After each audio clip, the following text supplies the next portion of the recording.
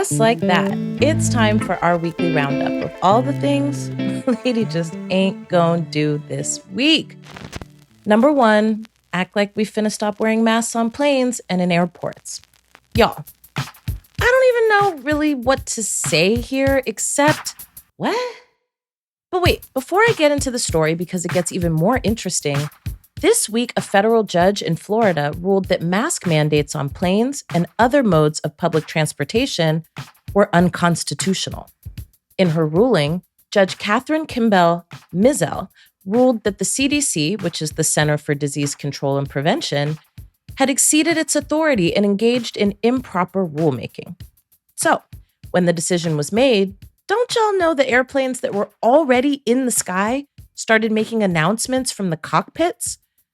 Like, literally, flight attendants were handing out champagne, and COVID was quite possibly dancing through the aisles as people ripped off their masks mid-flight to celebrate.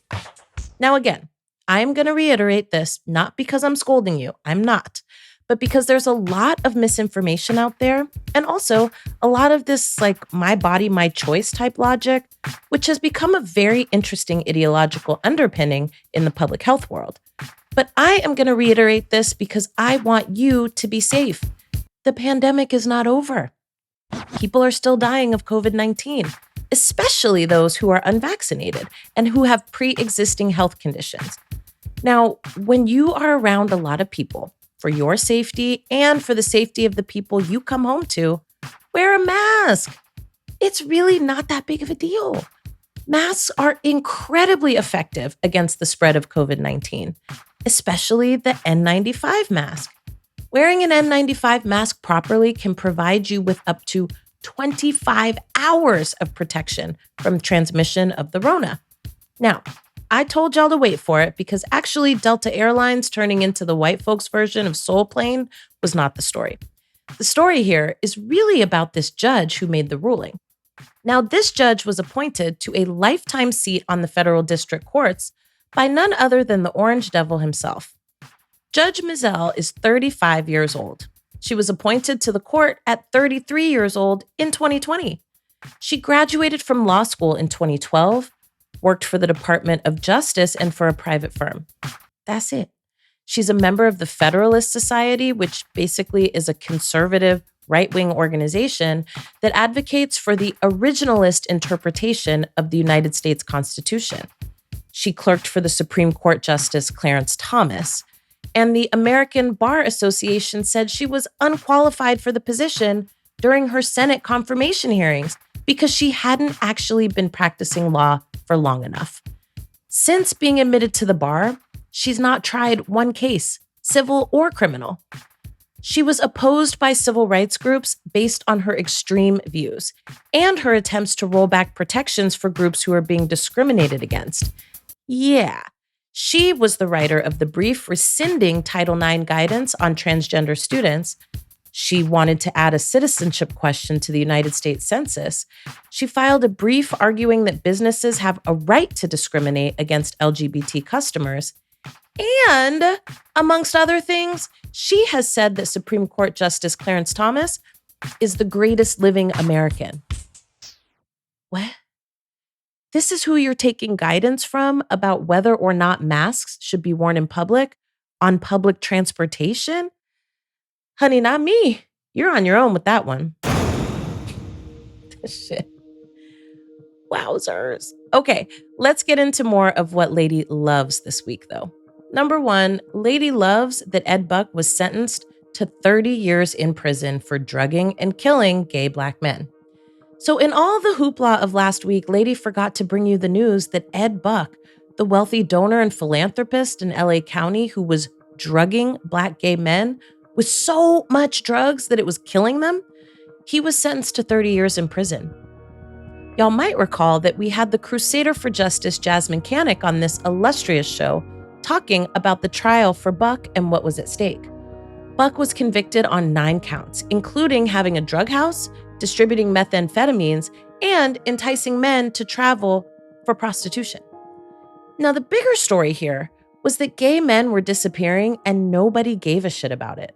Literally no one. People knew this was happening and nobody intervened. That is, until one man lived to tell the story of what Buck was doing to gay Black men like him.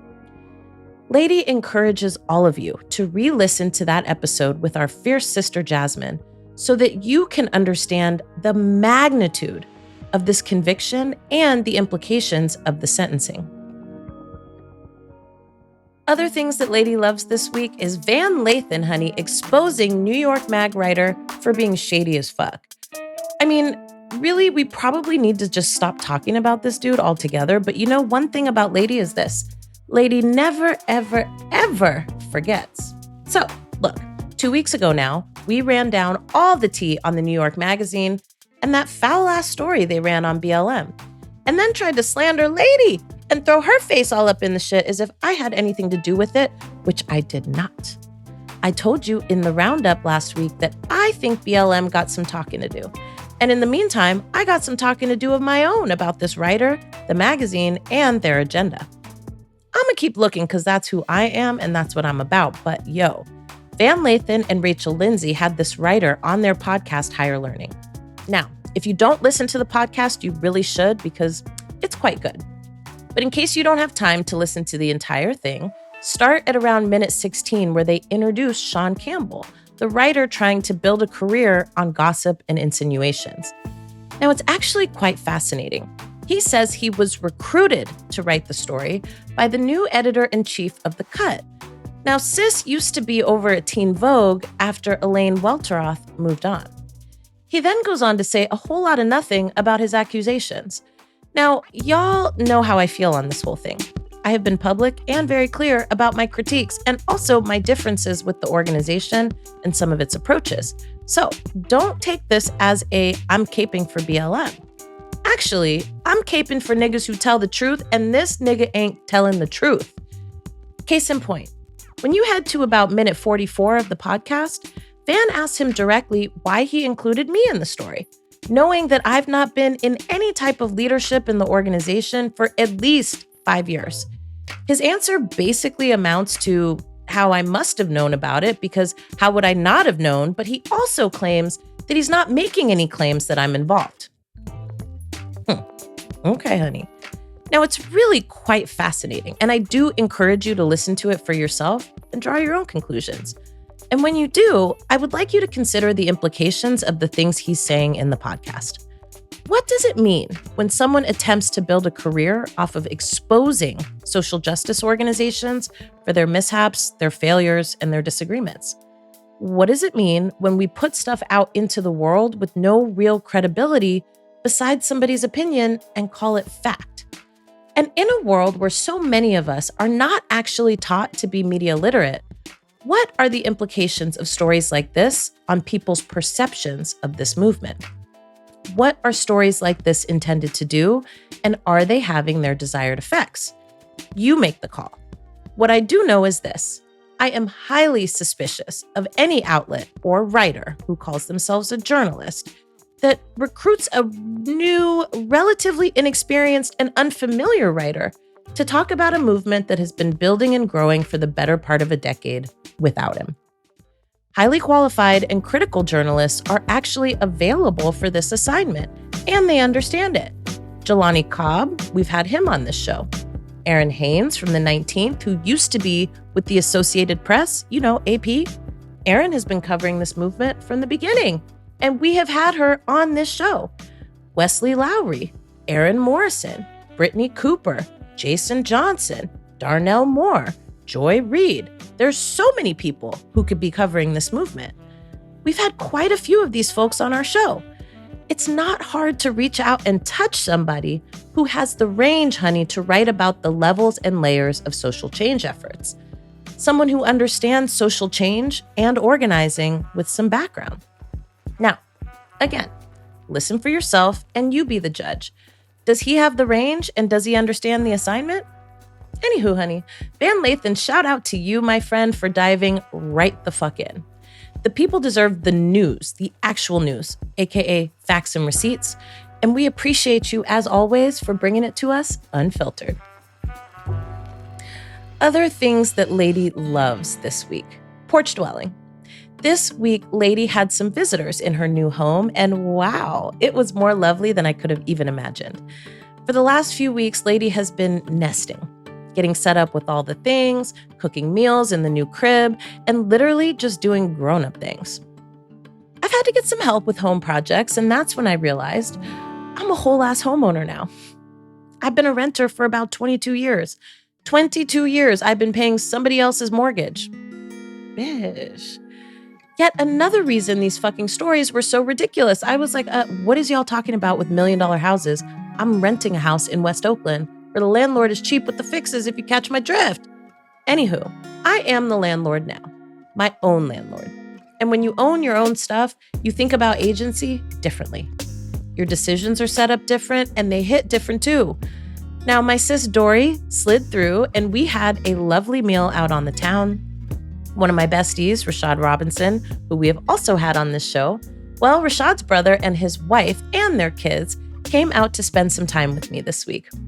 My sister Sherelle came and hung out on the porch with me. I mean, I've been meeting my neighbors from the porch and talking to all kinds of people who are curious about what I'm doing here and what I'm doing to the house that belonged to a woman who lived in it, in this neighborhood, for more than 30 years. I've been sharing laughs and drinks and smokes on this porch. I'm considerate of my neighbors, but also I ain't worried about my neighbors, if you feel me. You know what I mean? This is my house. The weather is indeed heating up here, and Lady has a feeling there will be more late nights on the porch in my immediate future. And because y'all know I'd be about my outside time, Lady is fixing up all kinds of other outdoor spaces to host my loved ones in. Right now, I'm enjoying all the Southern hospitality, and we'll be looking forward to providing it too.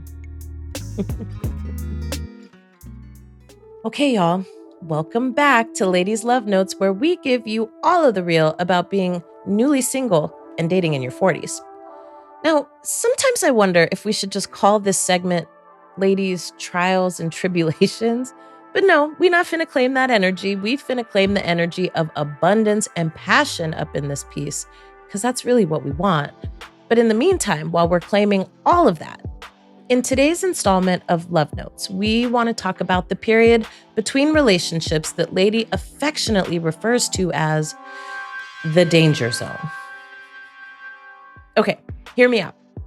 There is a point after every intimate relationship of any type that falls apart where you're far enough out from it that the shock of separation has worn off, but you're not quite all the way out of it. You've already gone through a few phases, and these are by no means in any order, right? There's the while out, fuck it, I don't need them part. There's the why did this happen and oh fuck, what did I do part. There's the I'll never love again part. There's the it's all good, I'm happy on my own part. There's the oh yeah, we can totally be friends, no big deal, I can play it cool and aloof part. And then there's the danger zone. Now, the danger zone can and often does come in between any and all of these phases. Simply described, the danger zone is the one where you start reminiscing about all the good times you had together when you were happy and in love and it seemed like nothing else mattered. The danger part comes in when you start to reach conclusions about those memories. And the conclusions often come with a little voice in your head and maybe in your heart that says, you know what? It really wasn't that bad. And perhaps I was just overreacting, doing too much, if you will. Well, what's dangerous about that, my friends, is that it's what we can affectionately call looking at the shit with rose-colored glasses, where everything looks new and shiny when really it might just be old and stale. Lady is in the danger zone. As I've been getting set up here, I've had a lot of time to myself in a quiet setting where it's just me and my thoughts about, well, pretty much everything. And without getting too far into the weeds and whatnot of the details, I have found myself reminiscing about the past. Now, y'all have heard all about my trials and tribulations with somebody who I grew to care a lot about. And for the last few months, I've been just trying to focus on me, do that thing I talked about with patience and surrender and just let life unfold and show me the answers rather than trying to wrangle and wrestle and organize and direct a thing that, while very significant for me and to me, wasn't unfolding in the way I needed it to in order to feel and be fulfilled by it. I mean, basically, I met somebody, fell in love, and they didn't know how to love me. In other words, lady decided to let go and let God, as the old folks are known to say. And in letting go, there's been all kinds of stuff that has come up for me about being alone and what that means, how this all came to be, what it took for me to disengage for the time being and just let things cook. I've been relentless about my peace, open to letting myself fall away from those feelings that were so strong that sometimes they took my breath away. When you had a different vision for how things might have turned out, and even maybe for how they should have or could have turned out, it is so, so hard to let that go. And when I let my guard down, even for like a minute, that danger zone flares up talking about, now, lady, it ain't got to be over, girl. Maybe you could just, do a little something. But that's the thing about the danger zone. It causes you to not think clearly about what is rather than what you want or hope will be. What is that when you finally make the difficult decision to stop doing what you've been doing, it takes a lot. We rarely, if ever, walk willingly towards heartbreak and pain and loneliness and sadness and grief unless the situation we're in becomes so untenable that there's not another or many other options that fit. The danger zone is like the devil on your shoulder, telling you you don't really know what you most definitely know. And so, ladies' advice for you, my dear listeners, and really for myself, if I'm keeping it a buck, is that when you find yourself in the danger zone, summon up that fortitude to keep moving forward in the direction of what it is that you started this journey for in the first place. Ain't nothing wrong with you or about you for choosing you. Memories are little pictures we hold inside of us to guide us around what makes us feel happy, whole, and grounded. I stuck a little Post-it note on my mirror this week that says, love and security are important to me, and I need both, not either or. It's a small but very poignant reminder that I am using every time that little devil on my shoulder encourages me to turn back. And somewhere in there, I'm reminded of something Mama Harriet Tubman was known to say, which is this: if you want a taste of freedom, keep going. I want to be free from heartbreak and longing and insecurity and half-assedness. And so, dear ones, Lady chooses to keep going for the sake of that taste of freedom.